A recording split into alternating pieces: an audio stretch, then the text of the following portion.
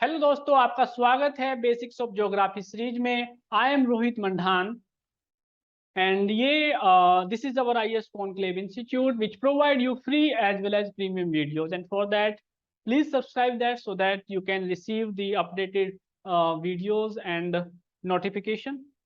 This is our series name Geography Incubation Series for Civil Services Examination, and especially for those students who have somewhere lack in their basics and the fundamentals on geography. So in this session, in this series, incubation series, we have covered the matter and minerals chapters, and in which we have covered the what are minerals, how minerals and rock differ from each others, and also how minerals form. We also have classified the minerals grouping, how minerals can be classified into the silicate and non-silicate. तो आज हम देखेंगे ये silicate minerals का। अब silicate minerals को हम क्यों देख रहे हैं, क्योंकि सिलिकेट मिनरल्स जो है बहुत ही इंपॉर्टेंट मिनरल्स है। हमारी जो अर्थ क्रस्ट है उसका जो मेजर पोर्शन है वो सिलिकेट मिनरल से ही है। ठीक है, नॉन सिलिकेट मिनरल्स बहुत ही कम पाए जाते हैं, और सिलिकेट मिनरल से ही हम अपने जो अर्थ है, कंटिनेंटल क्रस्ट है, ओशियनिक क्रस्ट है, उसकी प्रॉपर्टीज को जान सकते हैं। प्लेट टेक्टोनिक्स को अगर देखना है, वोल्केनिक बिहेवियर को अगर देखना है, जो वोल्केनोज होंगे उनका बिहेवियर क्या रहेगा, वो सब हम सिलिकेट मिनरल से ही देख पाएंगे। क्योंकि सिलिकेट मिनरल्स में किस तरीके की बॉन्डिंग होगी, double chain, sheet chain, single tetrahedron, तो वो सब हमें पता चलेगा कि वो किस तरीके का मिनरल से, उसकी वेदर कितना वेदर होगा, इस एनवायरमेंट में किस तरीके का वेदरिंग प्रोसेस उस पर ज्यादा वो होगा। तो वो सब हम जो है यहाँ पे जब हम मिनरल्स देखेंगे, सिलिकेट मिनरल्स, इनकी प्रॉपर्टीज देखेंगे, तभी हम वो समझ पाएंगे।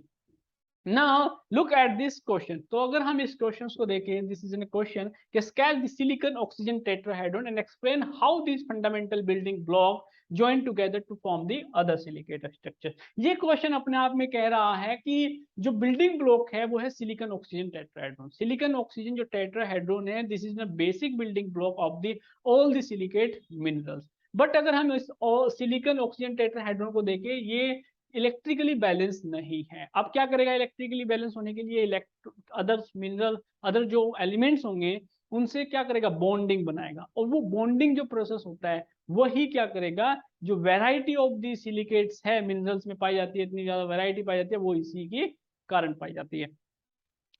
अब देखेंगे सिलिकेट स्ट्रक्चर। तो हमने सिलिकेट स्ट्रक्चर को, जैसे हम देख सकते हैं कि सिलिकेट स्ट्रक्चर किससे बने होते हैं, जो बेसिक बिल्डिंग ब्लॉक है सिलिकॉन ऑक्सीजन टेट्राहेड्रॉन, क्योंकि हमें पता है कि सबसे ज्यादा जो अर्थ क्रस्ट में जो कंपोजिशन है वो सिलिकॉन और ऑक्सीजन का है। सिलिकॉन ऑक्सीजन जब आपस में बॉन्डिंग बनाते हैं तो सिलिकॉन ऑक्सीजन टेट्राहेड्रॉन स्ट्रक्चर बनाता है, और ये सिलिकॉन ऑक्सीजन टेट्राहेड्रॉन ही क्या करता है, बेसिक बिल्डिंग ब्लॉक का काम करता है फॉर अदर सिलिकेट मिनरल्स के लिए। अब देखते हैं फर्दर मोस्ट कंटेन वन और मोर अदर कॉमन एलिमेंट्स। तो क्या होता है कि अदर कॉमन एलिमेंट्स वो कंटेन करते हैं, और अदर जो कॉमन होते हैं ना, 1 और 2 और 3, जिस हिसाब से एलिमेंट्स आते चले जाएंगे उस हिसाब से सिलिकेट मिनरल्स में क्या है, वैरायटी आती चली जाएगी। आप देख सकते हैं जैसे क्वार्ट्ज है, सॉफ्टाक है, सिटलाइक माइका है, फाइब्रस एस्बेस्टस है, ग्रीन ओलिवाइन है, ये सभी क्या है, सिलिकेट मिनरल्स है। और सभी सिलिकेट मिनरल्स होते हुए भी डिफरेंट डिफरेंट प्रॉपर्टीज शेयर करते हैं।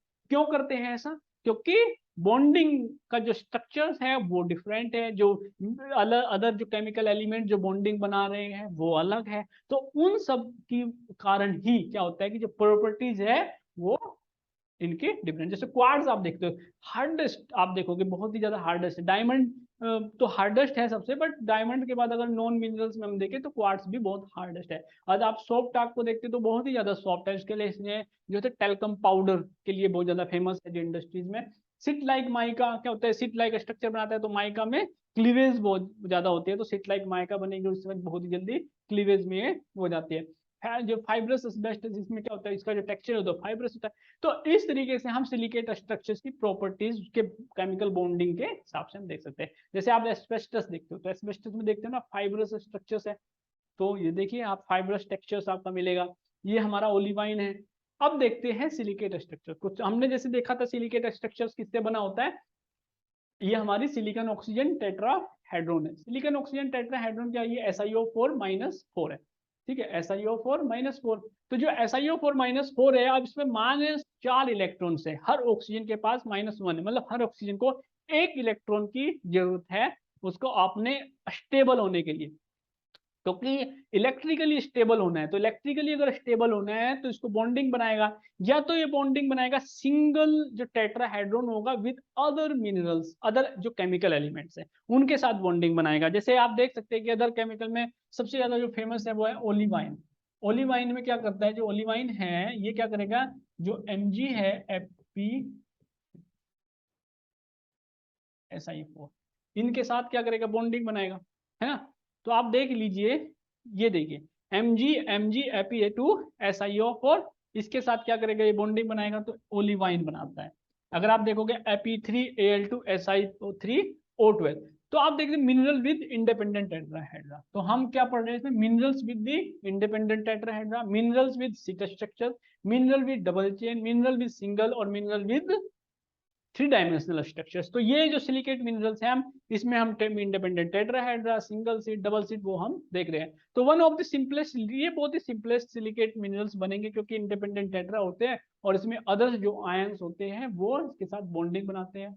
अब जैसे MgFe हुआ, ज्वाइन किया तो ओलिवाइन बना, आयरन और एल्यूमिनियम ने ज्वाइन किया तो गार्नेट। तो देखो वेराइटी आ गई ना मिनरल्स में, तो मिनरल्स में वेराइटी, बॉन्डिंग के हिसाब से वेराइटी आ रही है।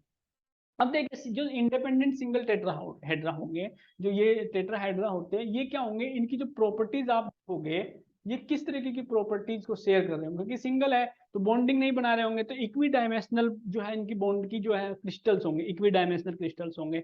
तो ये कैसे होंगे, बहुत ही डेंस होंगे, हार्ड होंगे, है ना।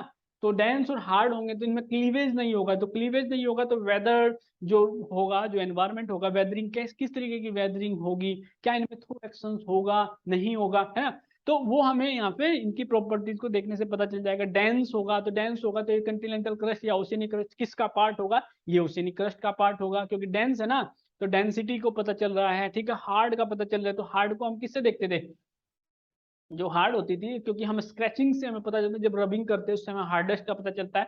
तो इस तरीके से हम मिनरल्स की प्रॉपर्टीज का यहाँ पे देख के पता चल सकता है। अब देखते हैं मिनरल विद द चेन और sheet structures. Mineral with the chain और sheet structure, single oxygen share, क्योंकि हमें पता है कि जो SiO4 है, SiO4-4 है। अगर इस स्ट्रक्चर को हम इस तरीके से देखें, अगर सिलिकॉन है, ऑक्सीजन ने तो एक एक इलेक्ट्रॉन शेयर कर लिया है, अब ऑक्सीजन को एक एक इलेक्ट्रॉन और शेयर करना है इसको केमिकली स्टेबल होने के लिए। तो क्या करते हैं कि दो जो सिलिकॉन ऑक्सीजन का टेट्राहेड्रा स्ट्रक्चर है, ये आपस में क्या करेंगे, आपस में बॉन्डिंग बनाना स्टार्ट कर देते हैं ताकि वो ऑक्सीजन को, तो अब यहाँ पे जो बॉन्ड बनेगा वो कैसा बॉन्ड बनेगा, वो बनेगा आयोनिक बॉन्ड। और जो इनके बीच में जो बॉन्ड था वो था कोवलेंट बॉन्ड, है ना। अब वो था कोवलेंट, तो आयनिक बॉन्ड इतना स्ट्रक्चर नहीं है, इतना स्ट्रॉन्ग बॉन्ड नहीं है, इसलिए जितना ज्यादा सीट स्ट्रक्चर, जैसे सिंगल चेन है तो थोड़ा सा हार्ड से कम हो जाएगा, जो डबल सीट बनेगा वो थोड़ा और सॉफ्ट, ठीक है, जो सीट स्ट्रक्चर बनेगा वो और भी ज्यादा सॉफ्ट हो जाएगा।